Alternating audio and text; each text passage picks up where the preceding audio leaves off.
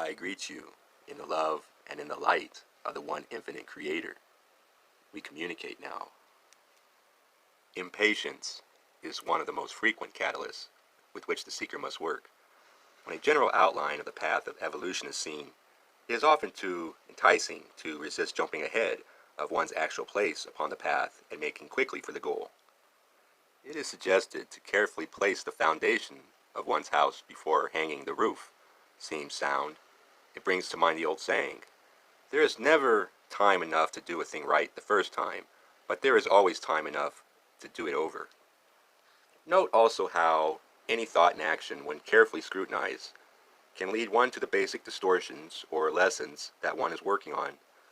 Thus, any portion of the life experience can be seen as a holographic miniature of the entire incarnational plan for an entity, as layer upon layer of meaning is discovered behind the smallest surface of things.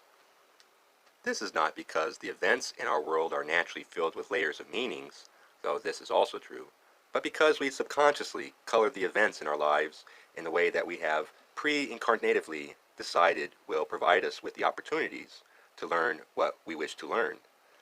That's why different people see the same catalysts in different ways, often wildly varying. As we work with these colorations, distortions, reactions, in a conscious manner, we begin to accept ourselves for having them because we begin to see the purpose behind them. This acceptance draws to us the balancing attitudes for our distortion so that our viewpoint expands and we are able to accept and love another part of the Creator which was previously not accepted and loved. Love, then, is the potential product of any distortion. The course of spiritual seeking is often unclear, and seekers are always looking hopefully for some single point of clarity to hold against the universe as yardstick. Certainly, the remembrance of love itself suffices in this wise, but this remembrance comes slowly when we are caught up in our reactions. We each have these hooks that catch us up, and there is some time that passes before we are reoriented. But we are not always attentive, no matter how abreast of things we hope to be. We can continue to catch ourselves in the act, rather than swinging around in a supposed shortcut that keeps us from seeing into why we get caught. It is a real breakthrough when you see yourself getting caught. This moment reveals to us that inner distortion we've been looking for. Once we can see the mechanism, we can far more efficiently work on its release. I think the goal here is not to be without error, but to see our error more clearly. We are human. We will err. It is impossible not to. But we can slowly learn ourselves well enough to do the erring during inner processes rather than upon the outer world stage. Perhaps one day all the buttons from childhood and other traumas might become released and we will be clear, and perhaps not. I don't think this matters nearly as much as how much we have loved. What, after all, is all of our striving in the end, including human thought, but a vain and empty folly? We cannot move from illusion to truth in this body, on this plane of existence. So where is our truest and central service?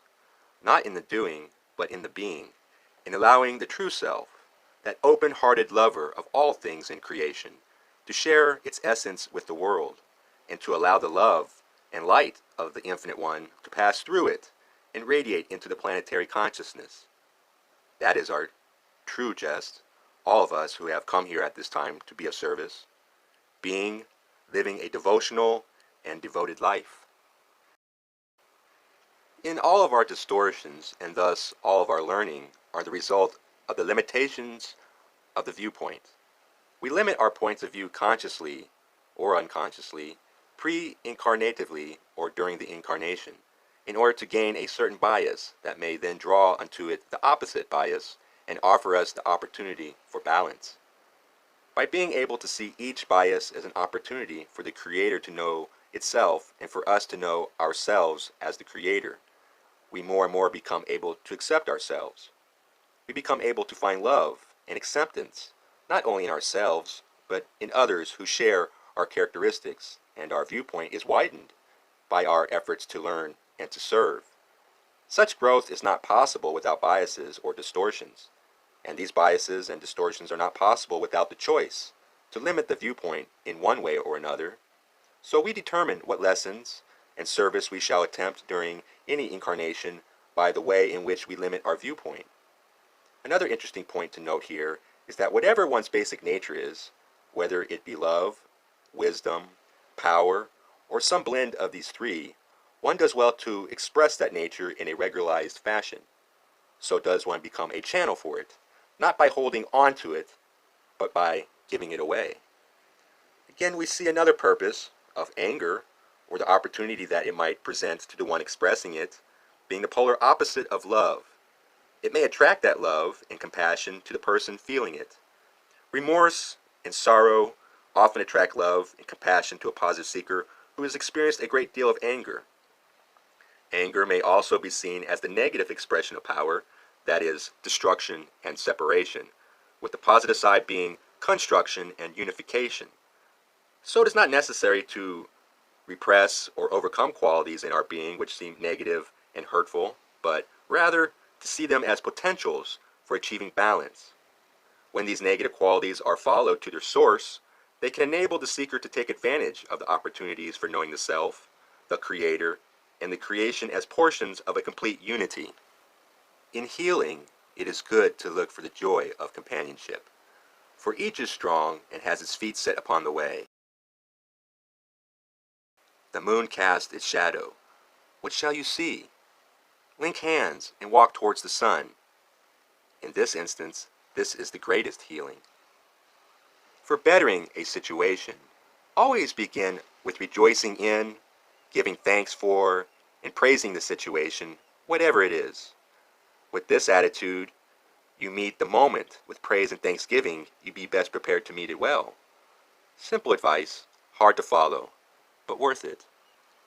We leave you in appreciation of the circumstances of the great illusion in which you now choose to play the pipe in timbrel and move in rhythm. We are also players upon a stage. The stage changes, the acts ring down, the lights come up once again, and throughout the grand illusion and the following, there is the undergirding majesty of the one infinite creator. All is well, nothing is lost. Go forth, rejoicing in the love and the light, the peace and the power of the one infinite creator. Adonai.